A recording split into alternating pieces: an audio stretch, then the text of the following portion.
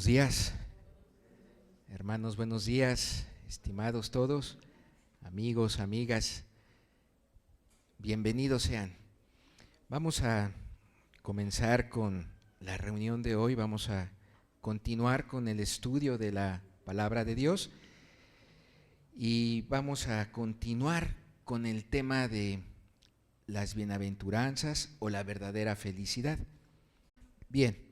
Pues vamos a comenzar, hermanos, vamos a continuar con el estudio, vamos a hacer una oración. Me gustaría que le pidiéramos a Dios su ayuda, su presencia. Bendito Dios, Padre amado, queremos agradecerte, Jesús, por esta hora, Señor, por este momento, Señor, Padre, el que nos permites y nos das la oportunidad de abrir, Padre, con libertad las Escrituras, Señor, Padre, para que juntos podamos estudiarlas, analizarlas, comprenderlas, pero queremos pedir tu presencia, Señor. Queremos pedir que esté tu Espíritu Santo con nosotros. Padre, gracias, gracias en el nombre de Jesús. Amén. Bien, hermanos, pues vamos a leer el texto de Mateo 5:3. Este texto es referente a la primera bienaventuranza que Cristo enseñó en el Sermón del Monte. Ya en la sesión pasada, si recordamos, hermanos, se estuvo comentando, se estuvo expresando acerca de todo lo que es la bienaventuranza, todo lo que significa el contexto del Sermón del Monte, etcétera, etcétera. Algunos puntos muy importantes acerca de la enseñanza de Cristo en este inicio del Evangelio de Mateo. Y bueno, creo que si algo entendimos la sesión pasada es que este Sermón del Monte es una enseñanza tan profunda, tan interesante, que prácticamente marca lo que es el verdadero caminar cristiano, el verdadero estar gozosos del lado delante ante un Dios que es grande y que es el único Dios verdadero. Bien, pues vamos a darle lectura. Si usted gusta abrir también su Biblia, adelante, con mucho gusto. Y dice así: bienaventurados los pobres en espíritu, porque de ello es el reino de los cielos. Hoy vamos a estudiar prácticamente este texto. Vamos a tratarlo de explicar, vamos a tratar de comprenderlo, vamos a tratar de dar algunas características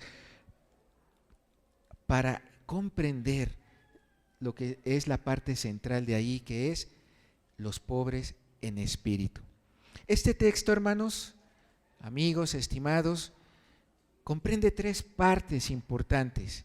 Comprender bien qué es la bienaventuranza, que fue parte de lo que ya se platicó en la sesión pasada, comprender bien esto, comprender los pobres en espíritu, quiénes son, y simplemente dar una reseña al reino de los cielos. Aunque no es el tema de hoy, simplemente vamos a dar una reseña al respecto.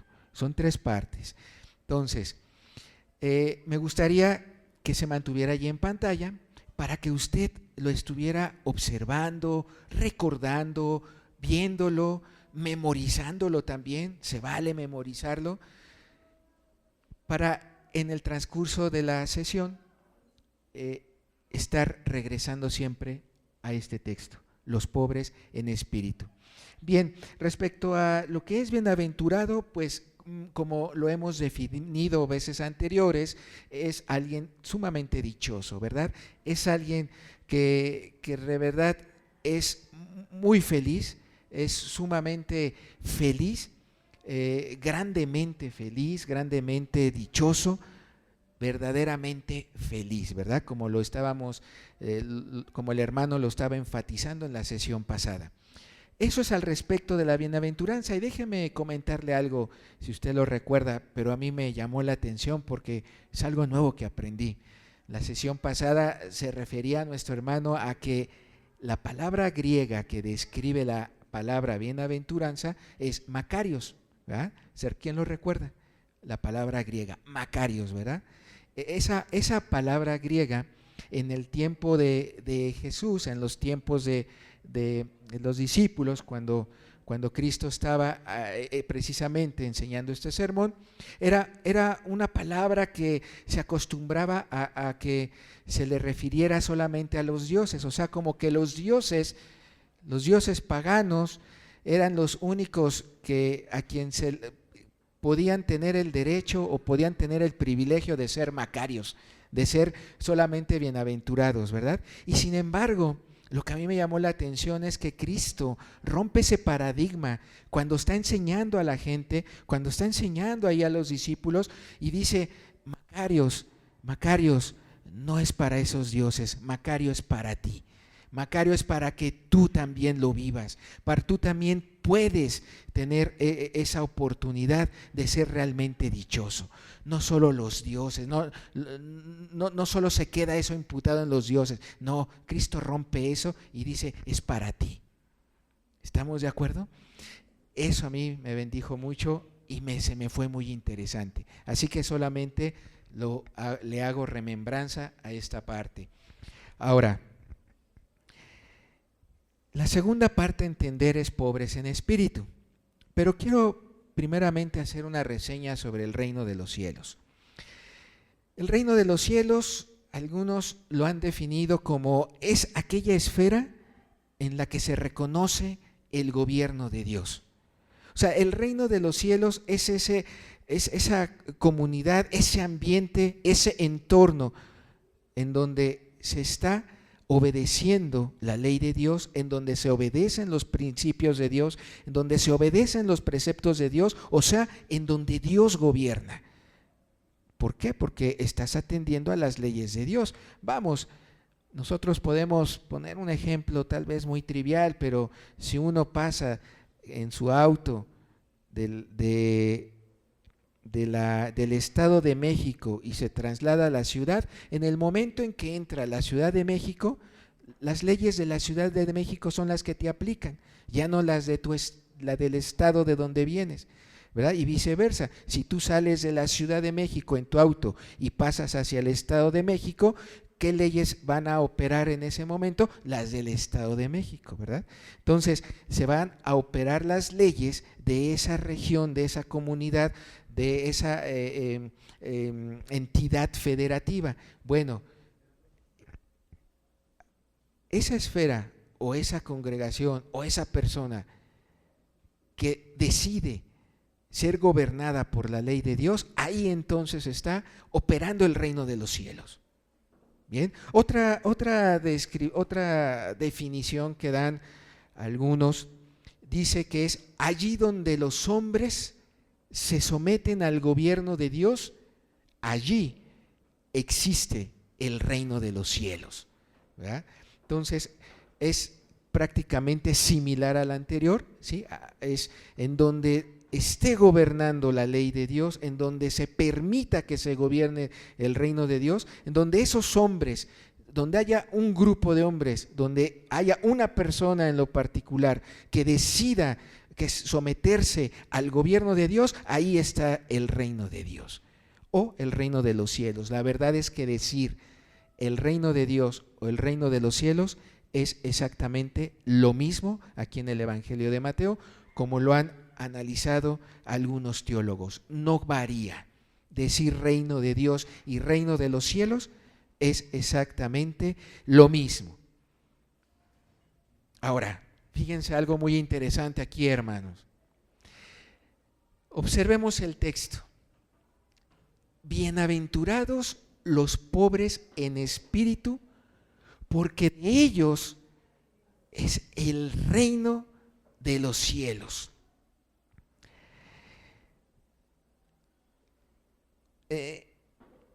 Meditemos un poquito. ¿Qué tan poderoso, qué tan profundo es ser un pobre en espíritu, que Dios se atreve a entregarles todo un reino? Que Dios se atreve hacerlos parte de todo ese reino tan grande, tan potente, que es el único reino sobre todo reino.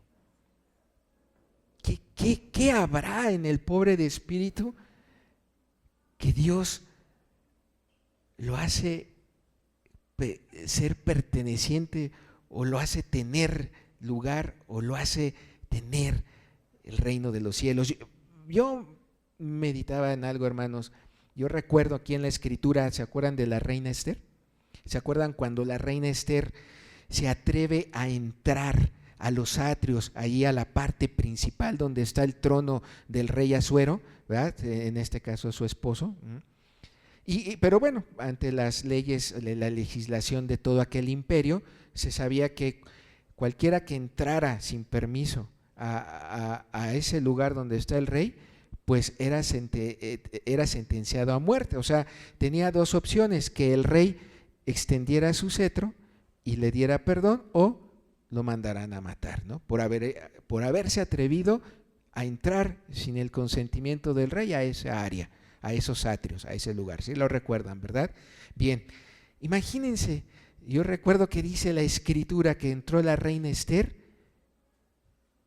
y ¿qué fue lo que le dijo el rey Asuero? Le dice: ¿Qué tienes, reina? ¿Qué tienes?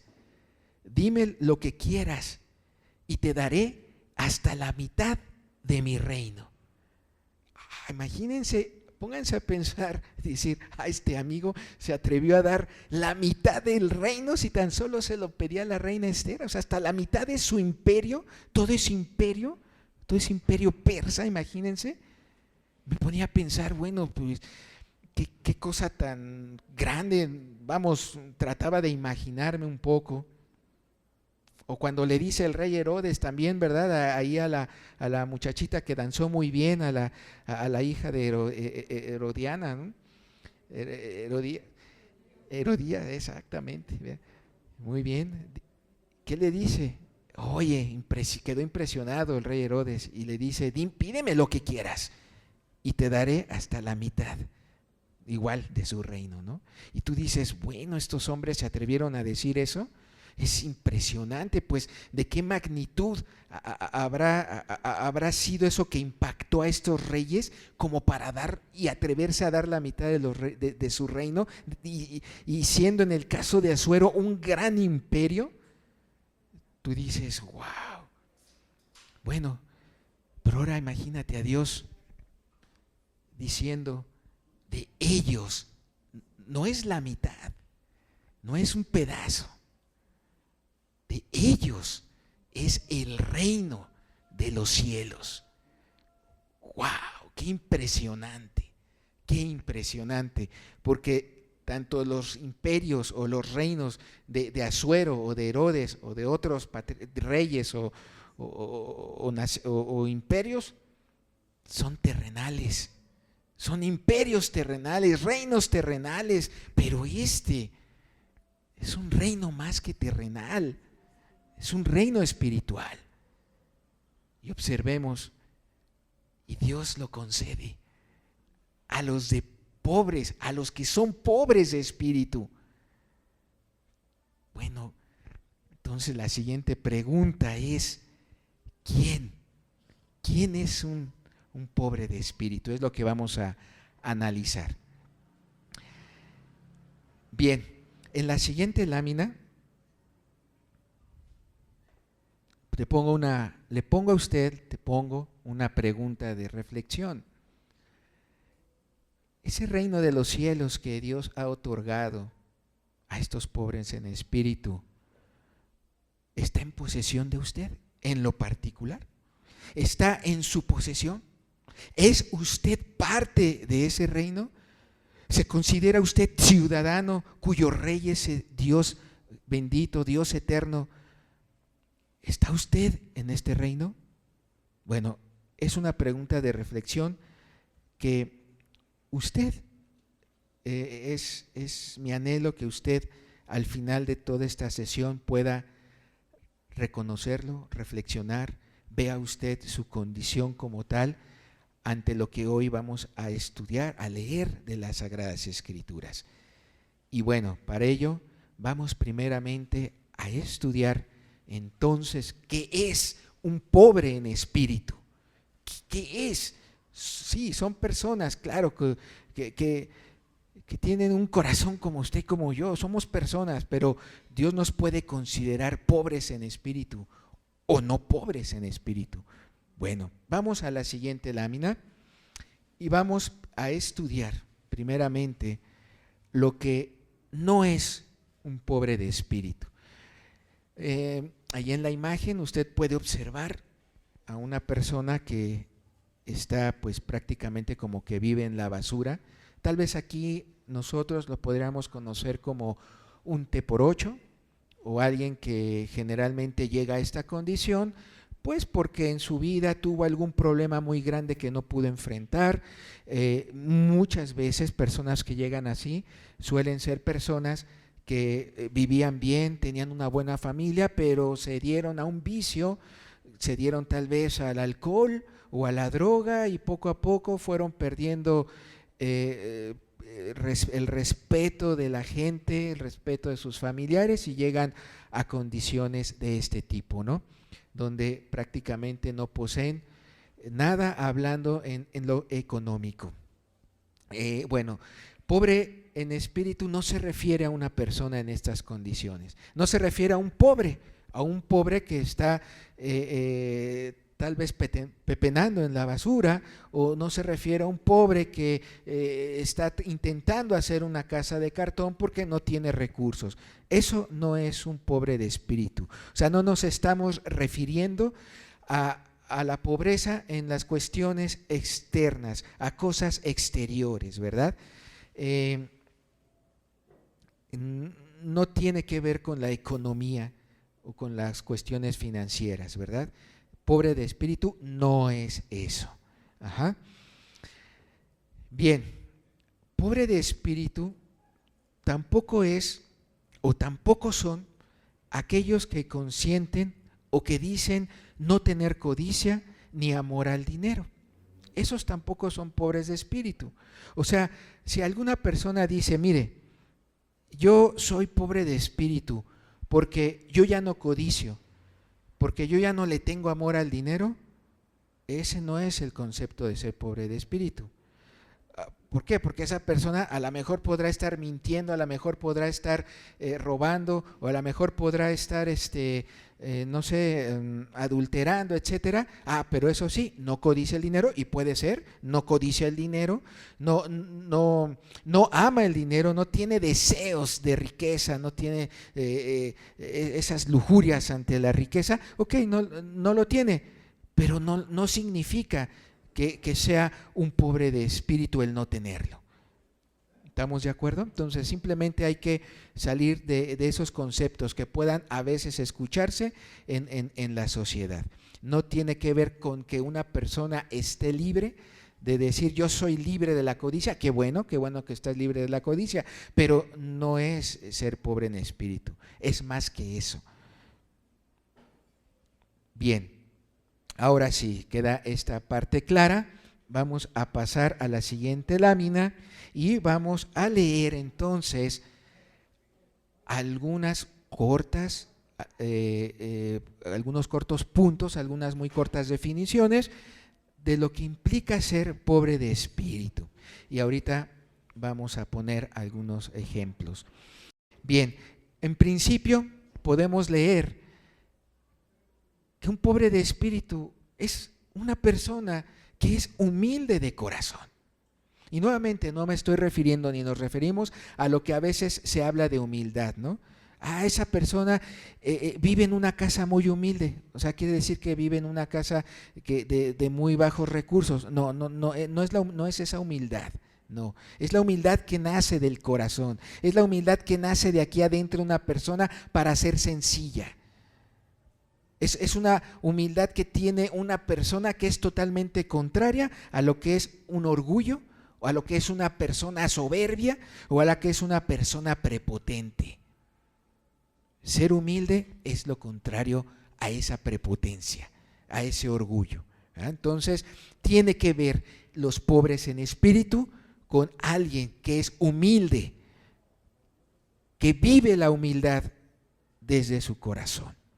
También, un pobre en espíritu son aquellos que reconocen su condición espiritual en la que se encuentran. Aquellos que saben aceptar su condición espiritual, sea cual sea. Aquellos que se dan cuenta de cómo están y que al darse cuenta de cómo están, caen en el entendido y deducen: necesito a Dios, necesito de Dios, requiero a Dios, requiero la intervención de Dios, requiero la ayuda de Dios. Un pobre en espíritu es aquel que se ha convencido de su pecado, es aquel que reconoció que pecó, es aquel que puede estar reconociendo que hay pecado en su vida. Son los que están convencidos de que pecaron contra Dios, de su pecado.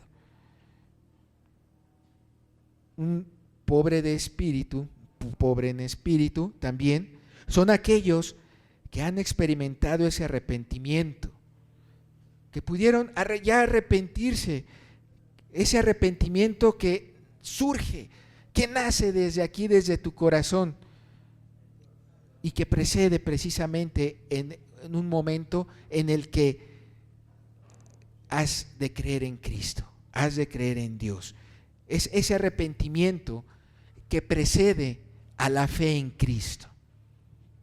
Eso es algo que caracteriza a un pobre en espíritu. También, un pobre en espíritu son aquellos que, sin importar las circunstancias exteriores, tienen esa disposición en el corazón de lo que hemos mencionado. Son aquellos que, sin importar las circunstancias exteriores, como en la imagen que vimos, tienen una disposición en el corazón para, y ese para es lo que quiero ver con usted enseguida.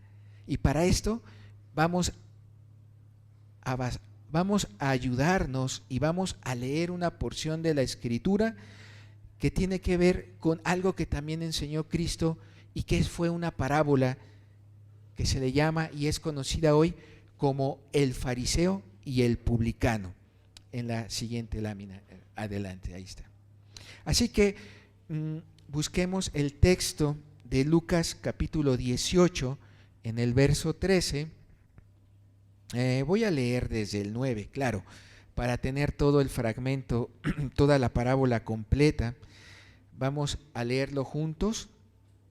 Me gustaría que lo abriera en su Biblia y este texto lo tuviera abierto durante todo lo que resta de la reunión, porque nos vamos a basar mucho en esto.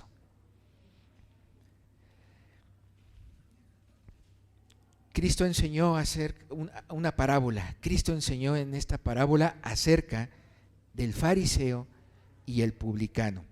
Y en lo que ustedes ubican este texto, déjenme decirles y recordar que un publicano era aquella persona judía que tenía una función en su pueblo, que tenía una función ahí en las tierras de Jerusalén, en las tierras que habían ya invadido o habían conquistado los romanos, ¿no? Y que por eso eran parte de un imperio romano. El publicano era aquel que tenía la función de recaudar los impuestos del pueblo para entregárselos a las autoridades romanas. Y por eso en la Biblia se puede apreciar que un publicano era una persona que pues realmente era muy odiada por su pueblo, porque pues era el que se encargaba de irle a exigir a la gente: págame y págame, no solamente hasta el último, diríamos aquí en México, hasta el último centavo, sino que un publicano se atrevía a ser una especie de estafador, le pedía más a la gente. Si el impuesto era de tanto, él le aumentaba. Y bueno, todo eso se presta para caer en corrupción, todo eso se presta para ser odiado por la gente, por el pueblo. Una persona un publicano, pues dicen también por ahí algunos textos que ningún gobernador o gobernante de esa provincia le establecía un sueldo al publicano. El publicano se autoestablecía el sueldo, entonces eso hacía que pidiera más y pidiera lo que quisiera, no siendo justo el pago de los impuestos para el pueblo, ¿verdad? Etcétera, etcétera. Bueno, un publicano, en pocas palabras, era una persona pues no acepta en la sociedad, y tal vez el único que lo aceptaba era precisamente el gobernador de la provincia, porque con él hacía negocios, ¿verdad? Pero ya se imaginarán en esos ambientes qué corrupción había en todo eso, ¿verdad? ¿Qué tanto había? ¿A qué se prestaban los publicanos en su vida como personas? ¿A qué se prestarían? ¿A cuántas tipos de fiestas y bacanales podían ellos hacer? ¿En cuántas cosas podían ellos caer? En vicios, pues se daban tantos lujos porque tenían el dinero que habían estafado al pueblo, ¿verdad? Bien, eso era un publicano, nomás para tener un tanto el contexto. Ahora sí, vamos entonces a leer Lucas 18, verso 9.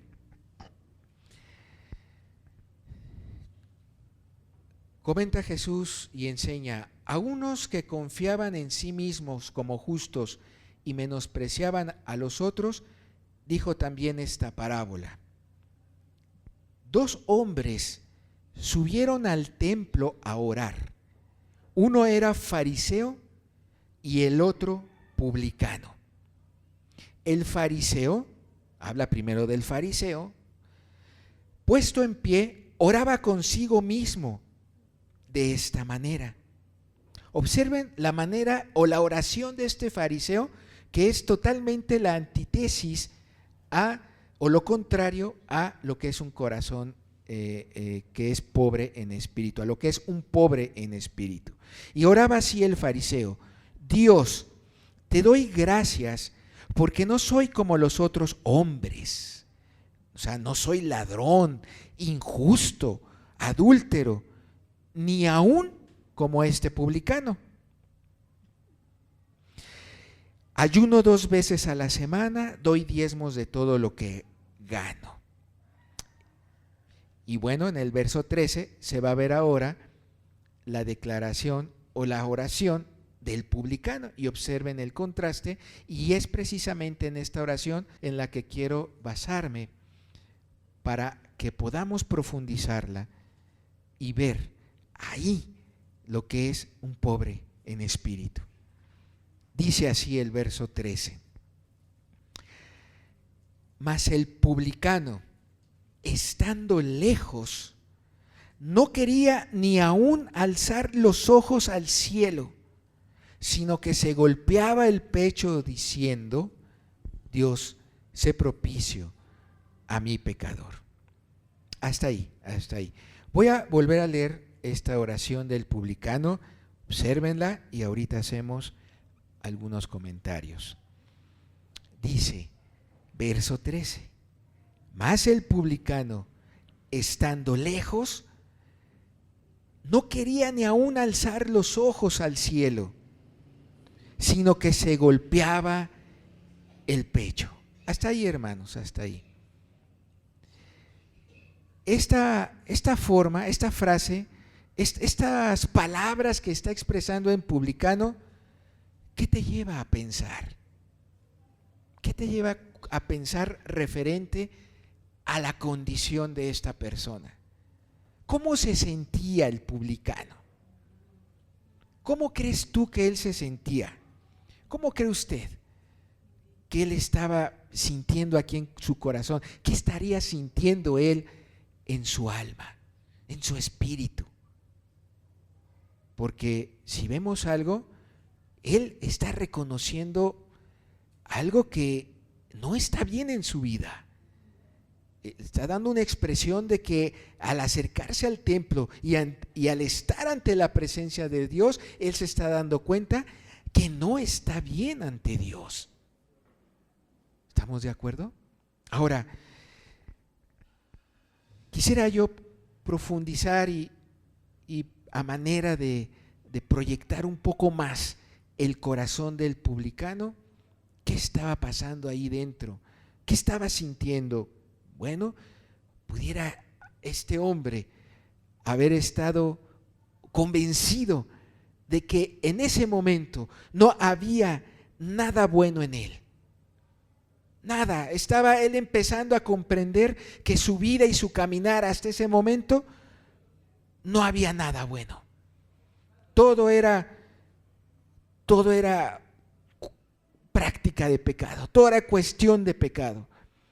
Una vida que lo hace ser abominable ante los ojos de Dios. Porque, hermanos, seguramente este hombre, aunque fuese publicano, conocía, como muchos en esa sociedad, la ley de Dios, la ley mosaica. Sabían bien de la ley, sabían también de los profetas. Y entonces él sabía que su condición espiritual en ese momento lo hacía abominable ante los ojos de Dios. ¿Por qué? ¿Por qué?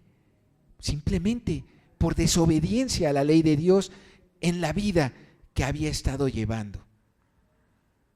Una persona, un publicano, que tiene un profundo sentido de la asquerosa lepra del pecado.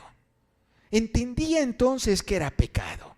Entendía entonces que era infringir la ley. Entendía entonces que al no obedecer la ley de Dios, a Dios le desagrada. Y a eso se le llama pecado. Pero él lo veía como algo asqueroso, y así debe de ser. El pecado es algo sumamente sucio. Es algo que arrastra al ser humano, lo arrastra y lo saca y lo quita de la presencia de Dios. No es cualquier cosa el pecado. Este publicano lo tenía como una asquerosa lepra del pecado. Lo había perturbado ya, una lepra que saturaba toda su alma, que corrompía por completo todas y cada una de sus facultades. Eso es lo que hace el pecado. Eso es lo que hace esa lepra del pecado en una persona. Y como lo veíamos, a algunos de ustedes les tocó seguramente un taller por ahí, ¿verdad? Donde analizábamos y estudiábamos las consecuencias del pecado, ¿verdad? Que cómo corrompe el pecado el alma, cómo corrompe el carácter. Bueno, pues este publicano, eso es lo que sentía, eso es lo que había en su alma, eso es lo que él percibía y reconocía, un carácter corrompido por el pecado. Un hombre con malas intenciones, ¿sí? Que practicaba, que contenía, que sabía del orgullo y que conocía la soberbia, conocía la prepotencia, ¿sí?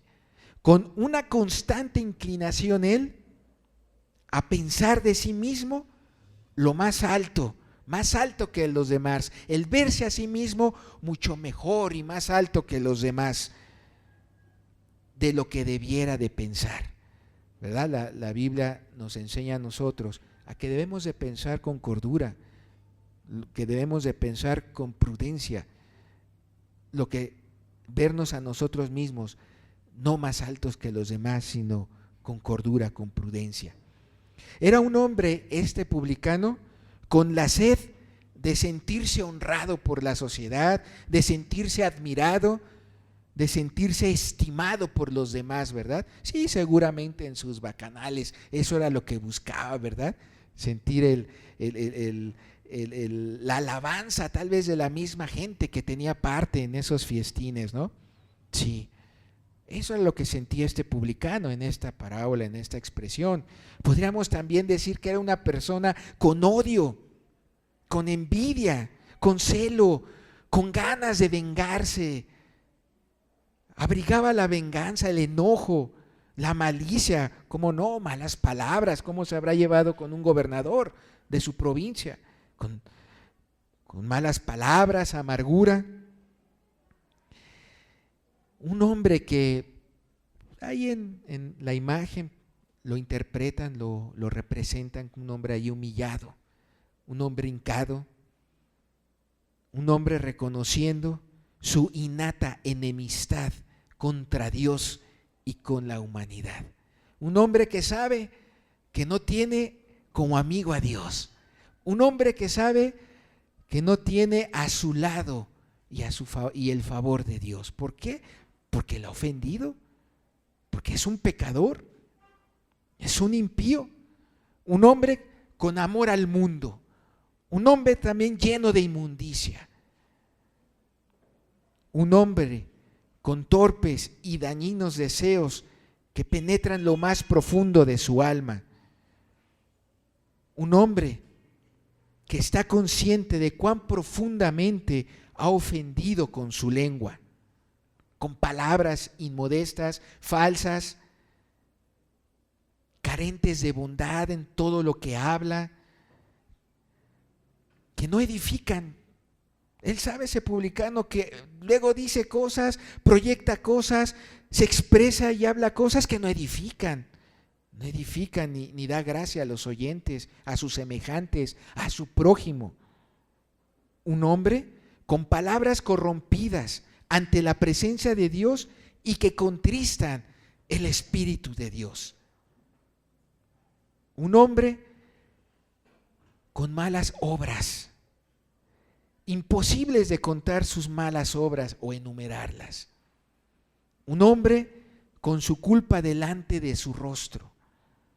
Un hombre que, conociendo el castigo que merece por su mente carnal, por sus pensamientos carnales, por sus malos pensamientos, un hombre que acepta que él merece ese castigo, el castigo por tener una mente carnal.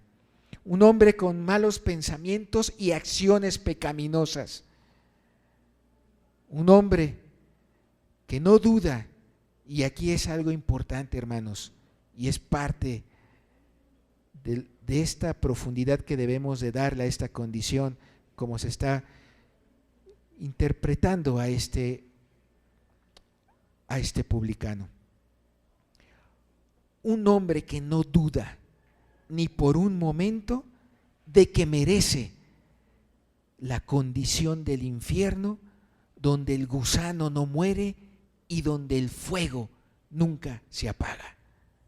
Un hombre que también está entendiendo eso. Un hombre que, al estar separado de Dios, sabe que si él muere, no va a tener derecho a ese reino de los cielos. Un hombre que sabe que tiene la culpa de no haber creído en el nombre del unigénito Hijo de Dios. Y eso es para nosotros hoy en día, ¿verdad? Porque para ese momento, él, en esa parábola, en ese tiempo, no conocía a Jesús, a Cristo. Pero para nosotros se pudiera aplicar un evento, una imagen como esa, pero en nuestra alma, con una culpa por no creer en el nombre de Jesucristo. Bueno, hasta aquí, hermanos. ¿Cómo se sentirá ese publicano? ¿Cómo se sentirá? Intenté hacer una lista un poquito amplia, pero tal vez tú en estos momentos ya estés reflexionando en cómo está tu vida. Y a lo mejor alguno pudiera decir: yo le añadiría esto a la lista, o le pondría esto. No lo sé. Pero a donde quiero llevarte es que este publicano está expresando que en ese momento tiene ya un corazón contrito, un corazón humillado, un corazón que está reconociendo su condición espiritual, un corazón que está mal ante los ojos de Dios. Ahora, ¿qué le estará pasando por la mente a este publicano también? Un hombre que se podía preguntar, soy incapaz de hacer una expiación por mis pecados. Un hombre que se está dando cuenta, ¿quién realmente me podrá limpiar? ¿Quién realmente podrá ayudarle ante todo este listado y grandes pesos de su pecado? ¿Quién le podrá expiar? ¿Quién le podrá ayudar a reconstruir su vida, a restaurarla? Un hombre que pudiera estarse diciendo a sí mismo y dándose cuenta en esos momentos, soy incapaz de pagarle a Dios para que me restaure, no puedo. Un hombre que en ese momento, hermanos, ya se veía rodeado por una vida de pecado, ya se veía rodeado por una vida pecaminosa, llena de dolor, dolor en el alma, dolor en el espíritu y temor ante las consecuencias de ello, sin saber a dónde escapar. Y en esa condición, hermanos, ya cuando el corazón está ahí, ya cuando es un hombre postrado, hincado ante la presencia de Dios y ha reconocido toda esta lista en su vida, un hombre que abrió su corazón a Dios, un hombre que le dijo, así soy Dios, así soy, así está mi vida. Y en ese momento viene un clamor de él, viene un clamor que nace desde adentro y son estas palabras. Y es cuando le dice aquí, golpeaba el pecho diciendo, Dios, sé propicio a mi pecador. Y en otras partes del Evangelio podríamos ver frases como, Señor, sálvame porque perezco. Cuando esa expresión hay en el corazón, es porque ya está aceptando que el único que le puede ayudar es Dios. El único que nos puede realmente libertar es Cristo. Es Cristo, hermanos. El único que realmente puede limpiar nuestros pecados y el único que realmente puede ver por nosotros y cambiar nuestra vida es Jesucristo. Y cuando eso se da, hermanos, cuando eso nace de aquí, cuando eso brota de aquí, eso es un pobre en espíritu. Eso es verse en una condición así, en una condición tan humilde para expresarle a Dios lo que es, lo que siente, pero para decirle a Dios con todas sus fuerzas, Dios, sé propicio a mí, sálvame porque perezco. Es cuando ese hombre, es cuando una persona está dispuesta a pedirle a Dios su ayuda, está dispuesta a voltear hacia el cielo y decirle a Dios, ayúdame porque verdaderamente eres Dios. Eso es ser pobre en espíritu, hermanos, estimados. ¿Estamos de acuerdo?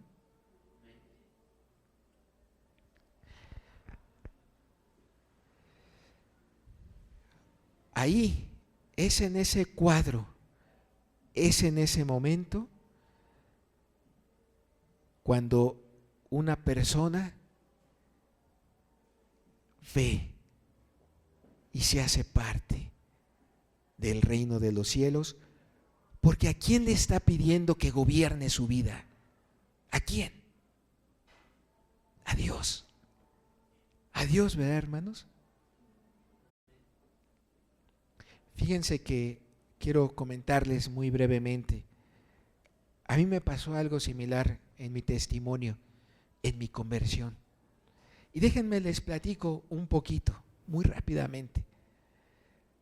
Hace muchos años ya, yo era un joven, Era un muchacho, ahí soltero, estudioso, sí, andaba también trabajando por ahí. Yo fui un muchacho que estudió también la escuela dominical, como hoy alguno de sus hijos, también tuve oportunidad de eso. Una persona que conocía la Biblia en esos años, hace aquellos años, conocía también la Escritura, sabía de la Biblia, conocía varias historias de Génesis. Y saben, hermanos, hubo un momento en que yo me adentré a las Escrituras gracias a unos hermanos que empezaron a ver por mi vida, a darme seguimiento, a ver en mis caminos cómo era yo y todo ello. Y yo me empecé a dar cuenta que podía ser una persona que conocía de la Escritura, pero que no había tenido aquí y aquí adentro en mi corazón un cambio, realmente una conversión, un cambio radical.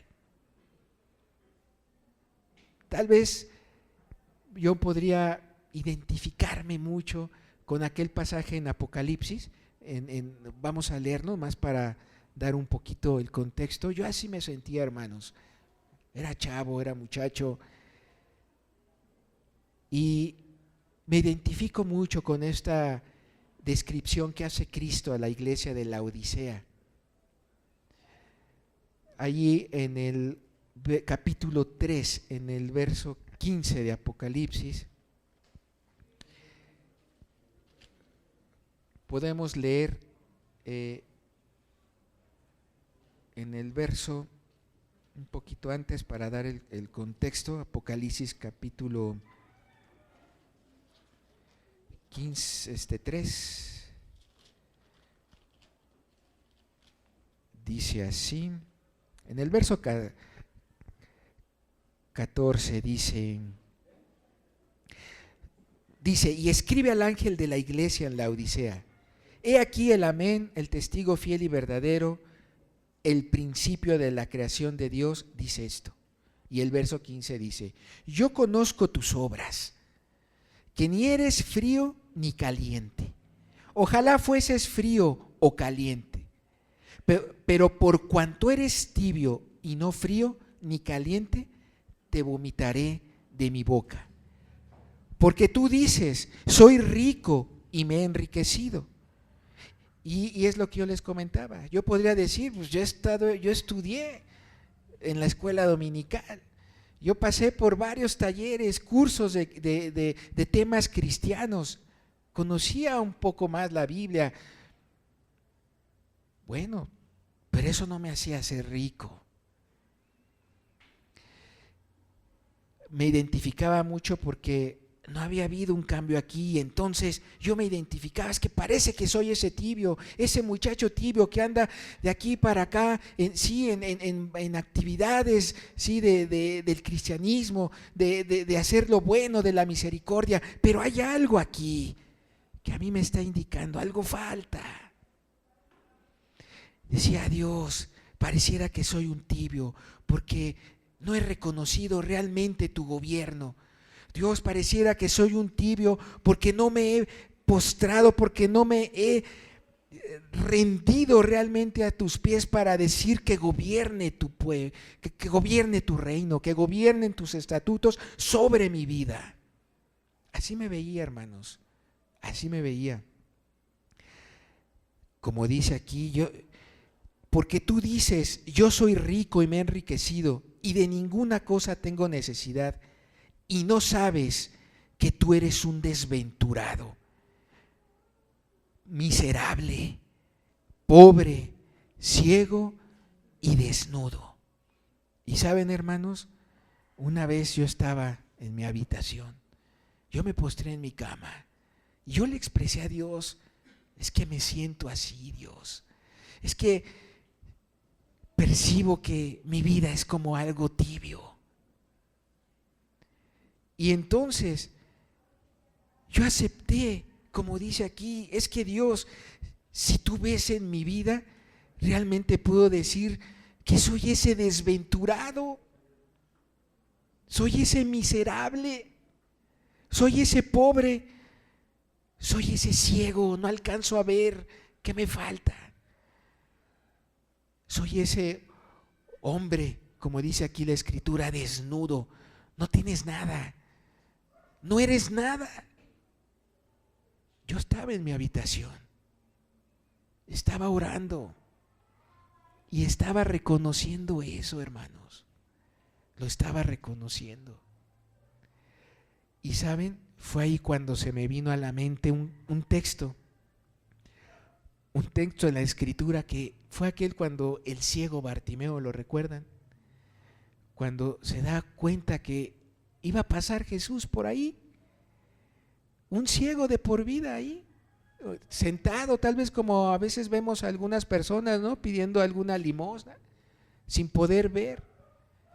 Ciego este hombre, y se entera que Jesús va a pasar por ahí. ¿Y qué hace este hombre? ¿Qué hace este ciego? ¿Qué dice la Escritura? Empieza a clamar y empieza a levantar la voz a tal grado de que los discípulos tuvieron que decirle que se callara. A un grado tan alto levantaba la voz pidiendo: Señor, diciendo: Señor, Hijo de David, ten misericordia de mí. Bueno, a mí se me vino ese texto y dije: Dios, pues estoy como ese ciego, y si tú me estás mostrando ahora la oportunidad de rendirme ante ti, Señor, quiero clamar como ese ciego: Padre, ten misericordia de mí. Y aunque yo no practicaba la mentira, ni practicaba la fornicación, ni practicaba el enojarme, no, pero me veía así como dice aquí Apocalipsis.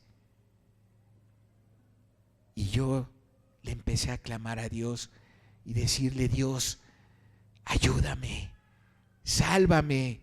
Ahora reconozco que tú eres mi Salvador, que tú eres mi Señor. Ahora sé y entiendo que solamente tú eres el único capaz, Jesús, de limpiar mis pecados.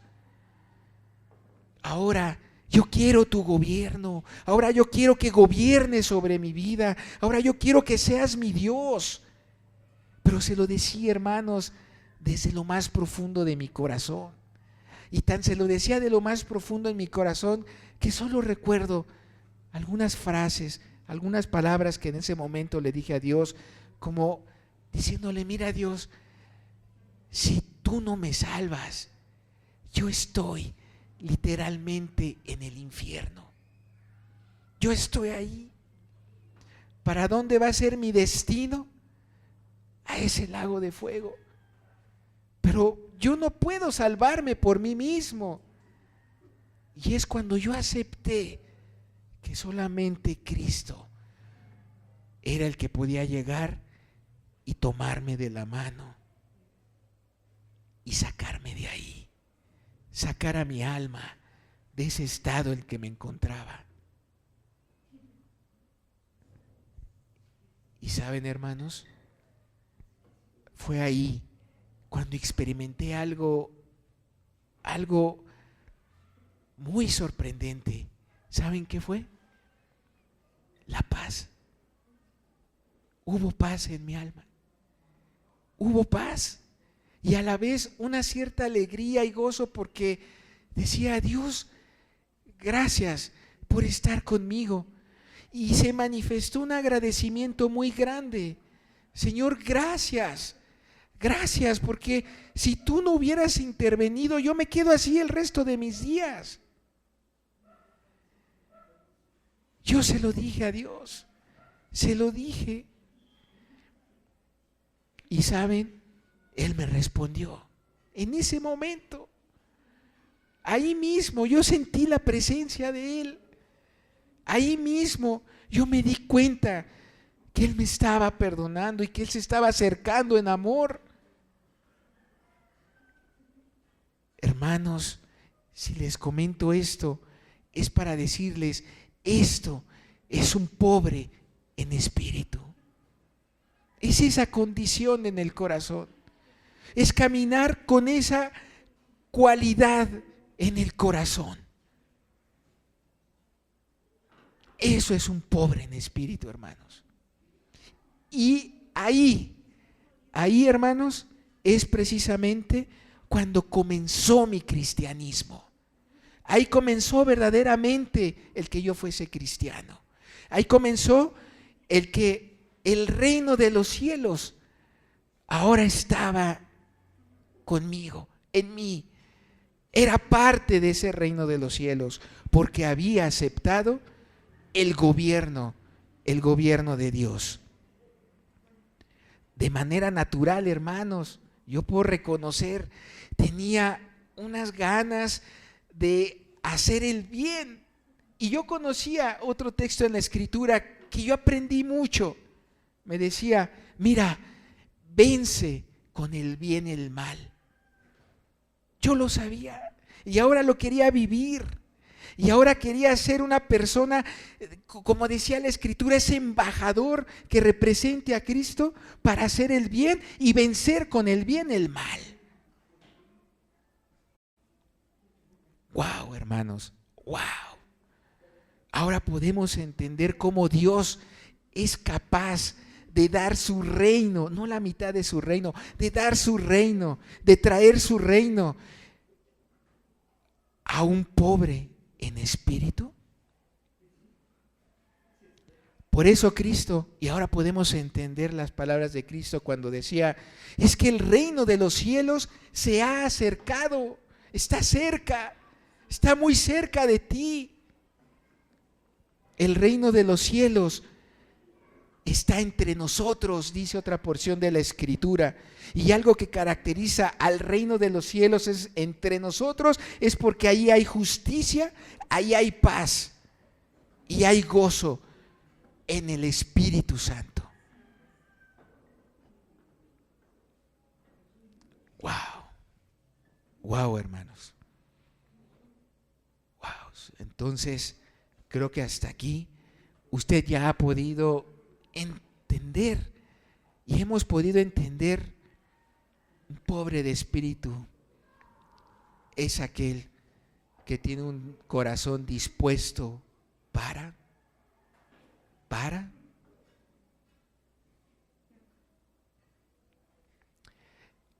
contéstelo usted, hermano, hermana. Bien, quiero ver otras láminas ya para ir concluyendo. Vamos a ir cerrando el tema con algunas conclusiones, ir conceptualizando ya con más contundencia. ¿Cómo podría entonces definirse un pobre en espíritu en nuestras palabras? En la siguiente lámina, hermano, vamos a leer lo siguiente, dice aquí. Pobre en el espíritu es todo el que tiene el corazón de pobre, o sea, entiéndase esa persona humilde, entiéndase esa persona necesitada de Dios, que se siente pequeño, se siente mendigo, se siente insuficiente y que depende siempre y en todo de Dios. Ese es un pobre de espíritu. Observen la frase. ¿Está acorde a lo que platicamos? ¿Está acorde a lo que estudiamos con el publicano? Bien, en la siguiente lámina dice, pobre de espíritu es el que ha perdido toda confianza en su propia justicia y en sus propias fuerzas. O sea, no confía en sí mismo, sino que reconoce que depende totalmente del mérito de la obra de Cristo y del poder del Espíritu Santo. O sea, es una persona que ya no confía en sus fuerzas, en sí mismo, en su justicia, sino que depende de aquella obra que hizo Cristo en la cruz, de aquella obra que hizo Cristo y que puede hacer hoy en nuestras vidas. Ese es un pobre de espíritu. Y bueno, hermanos, quiero mostrar en la siguiente lámina una frase muy interesante que está en la Escritura y que Tal vez alguno de nosotros o varios pudieran decir, yo ya he experimentado eso. Yo sé que ya soy convertido. Bueno, la Biblia nos pide y nos manda que continuemos siendo esos pobres en espíritu. Dice aquí este texto que está en un versículo primera de Pedro 5:6, dice, humillémonos bajo la poderosa mano de Dios. Y hoy, hermanos, este texto está en primera de Pedro 5:6. Y hoy, hermanos, yo quiero invitar a todos, invitarles a que continuemos siempre, cada día, en cada momento de nuestra vida, en cada día, siempre a mantener un corazón humilde, un corazón humillado, bajo la presencia de Dios, ante la presencia de Dios, ante esa mano poderosa. Miren, aquí está Pedro, humillaos pues bajo la poderosa mano de Dios para que Él os exalte cuando fuere tiempo. Continuemos. Si tú ya sabes acerca de ese corazón, acerca de ese pobre espíritu, continuemos. Y para el que no, hermanos, para el que no, déjenme mostrarle otras frases. En la siguiente lámina planteo una pregunta. ¿Está usted aún preso en el pecado? ¿Está aún preso en sus pecados? Bueno, en la Biblia hay un texto que dice, he aquí el Cordero de Dios que quita el pecado del mundo. ¿Está un preso en el pecado? Atrévase, hermano, atrévase, estimado amigo, atrévase a ir, a llevar su corazón a esta condición de un pobre en espíritu. Porque dice la Biblia que hay un Cordero Santo, hay un Cordero de Dios y que quita el pecado del mundo, y hay que acercarse a Él, y hay que acercarse a Él, y Él es Cristo, Él es Jesucristo, el Hijo de Dios. En la siguiente lámina coloco otra pregunta, y aquí nos vamos a apoyar de un texto que está en Primera de Juan, capítulo 2, 1. La pregunta dice, ¿cometiste impiedad? ¿Cometiste impiedad? ¿Te resbalaste? Por ahí me equivoqué, un tropiezo, me tropecé.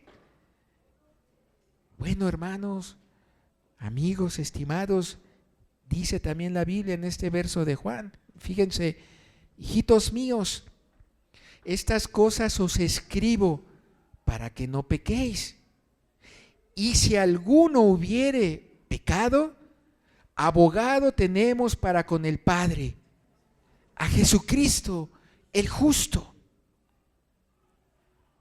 ¿Cometiste impiedad? Busca a tu abogado para con el Padre. Búscalo, acércate con ese corazón humillado, humilde, y exprésale a Dios. Exprésaselo, búscalo y créele, créelo. Abogado tenemos para con el Padre, a Cristo, a Jesucristo el justo. Y en el verso 2 de este mismo versículo y en la siguiente lámina planteo otra pregunta. ¿No puedes borrar la culpa del más pequeño de tus pecados? No puedes. Aún ahí está tu conciencia dándote algunos punzazos. ¿No puedes borrar esa culpa? Bueno, dice el texto, continuamos aquí en Primera de Juan 2:2, y Él, o sea, Cristo, Jesucristo, es la propiciación por nuestros pecados. Y no solamente por los nuestros, sino también por los de todo el mundo. Cristo es la propiciación, o sea, Cristo es ese sacrificio hecho que limpia nuestros pecados ante los ojos de Dios. Pero hay que acercarnos nuevamente con esta cualidad de corazón, pobre en espíritu.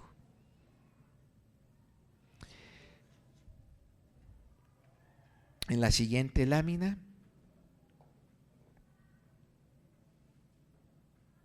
Un pobre de espíritu es aquel que siempre es humilde ante sus propios ojos, no se exalta a sí mismo, no es orgulloso, a pesar de que puede ser considerado insignificante por otros.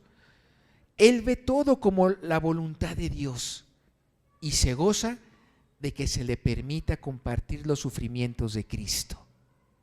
Se vuelve natural para él seguir el camino del Cordero. La humillación se convierte en su alimento y la exaltación en su recompensa. Esta es otra expresión de lo que es un pobre en espíritu. Y finalmente voy a mostrar un par de láminas en la siguiente, donde, como les decía hace rato, les invito a que conservemos, a que sigamos siendo personas, que busquemos ser esas personas pobres en espíritu.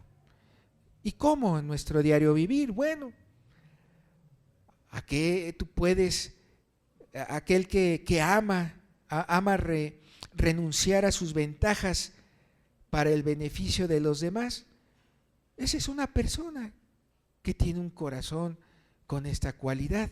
El que ama renunciar a sus ventajas para el beneficio de los demás.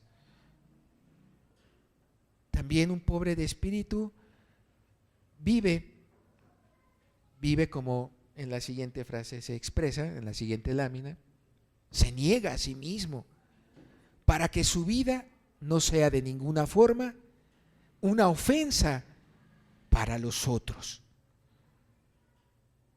Si hoy tú ves a un pobre de espíritu, si hoy tú ves a un cristiano, es una manera de dar testimonio, es una manera de expresarlo.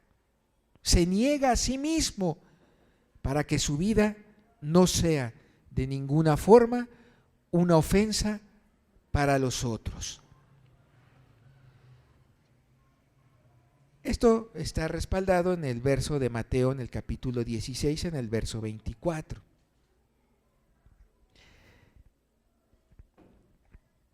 Mateo, capítulo 16, verso 24. Observemos nada más el texto. Entonces dice, entonces Jesús dijo a sus discípulos, si alguno quiere venir en pos de mí, niéguese a sí mismo y tome su cruz y sígame. Eso es una característica de un pobre en espíritu.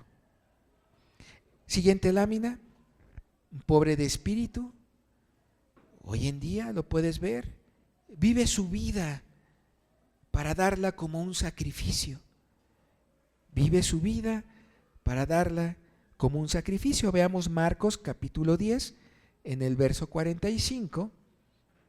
Marcos capítulo 10 en el verso 45. Porque el Hijo del Hombre no vino para ser servido, sino para servir y para dar su vida en rescate por muchos. Y finalmente, paso a la última lámina. Hoy podemos continuar siendo un pobre en espíritu y podemos dar testimonio de ello. ¿Cómo? Estando dispuestos a pisar las espinas solo para poder consolar a los demás en sus sufrimientos.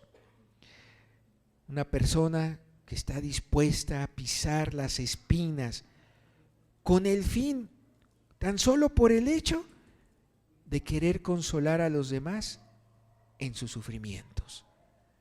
Eso es un pobre en espíritu, lo podemos ver en Colosenses capítulo 1, verso 24.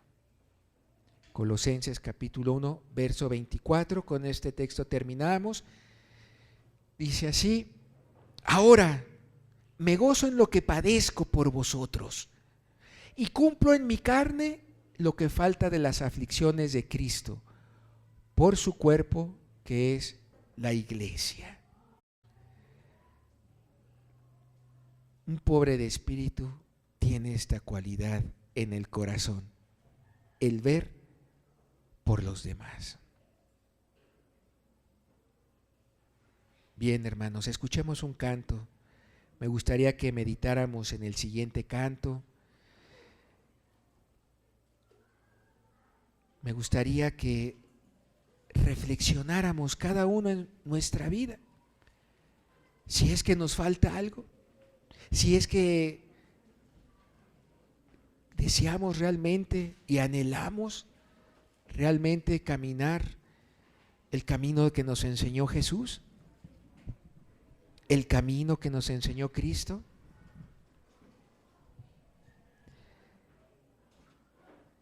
Hermanos, ahora podemos comprender y dimensionar con mayor precisión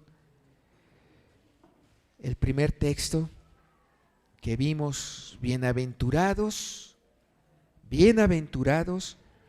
los pobres en espíritu, porque de ellos es el reino de los cielos. A ellos, al ver Dios el corazón de ellos, al ver Dios esta clase de corazón, se atrevió, hermanos, a darles el reino de los cielos. Yo te invito a que reflexiones en este canto. Yo te invito a que reflexiones en este texto bíblico. Son palabras de Cristo. Y yo puedo testificarles a ustedes que son verdad, que son verdaderas. Los pobres en espíritu, a ellos les es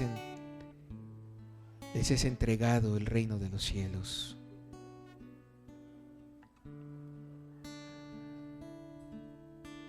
Señor, tu nombre es grande en la tierra.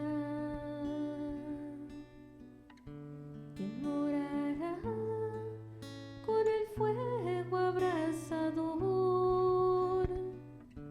¿Quién subirá al monte de Jehová y adorará al Dios de mi salvación?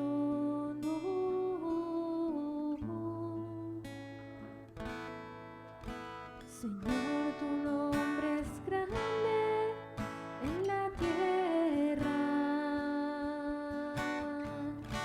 ¿Quién morará con el fuego abrasador? ¿Quién subirá al monte de Jehová y adorará al Dios de mi salvación?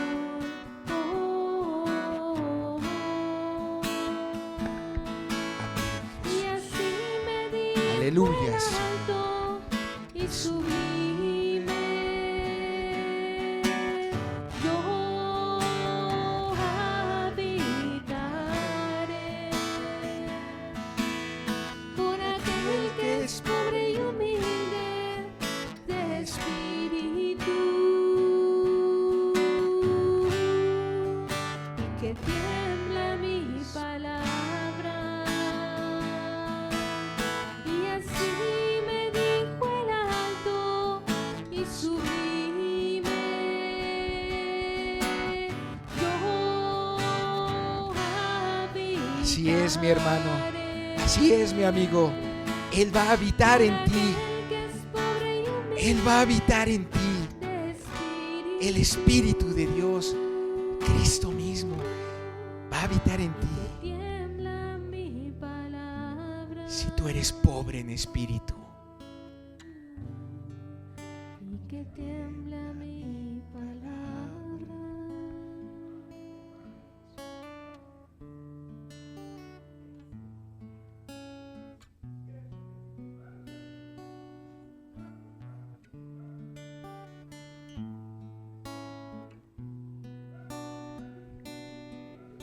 Señor, tu nombre es grande en la tierra. así es, Señor. Es grande tu nombre. ¿Quién mora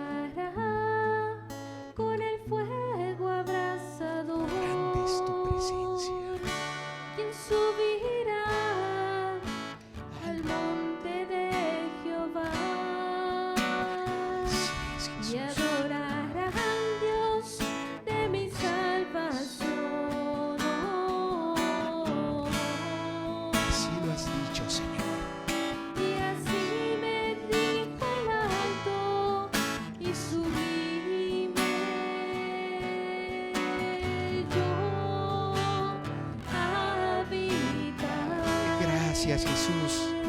Gracias, Señor. Con aquel que es pobre y humilde de espíritu, y que tiembla mi palabra. Amén. Amén, Y Señor. así me dijo el alto y sublime: yo habitaré con aquel que es pobre y humilde de espíritu, y que tiembla mi palabra. Bendito es tu nombre, Señor. Y que tiembla mi Bendito es tu nombre, Padre. Y te damos gracias, Señor. Y te damos gracias, Padre, por esta dicha, Señor. Gracias por esta bienaventuranza, Dios. Gracias por este momento. Gracias por tu palabra que nos instruye, Señor, y nos enseña. Gracias, Padre, por tu Espíritu Santo. Gracias, Dios. Gracias, oh Padre. Oh bendito Dios. Te pedimos tu bendición, Señor. Bendice a esta congregación, Padre. Bendícenos, Señor, y llévanos con bien en nuestro caminar, Señor. Ven, ven, Jesús. Gracias, gracias, Señor. Aleluya, Padre.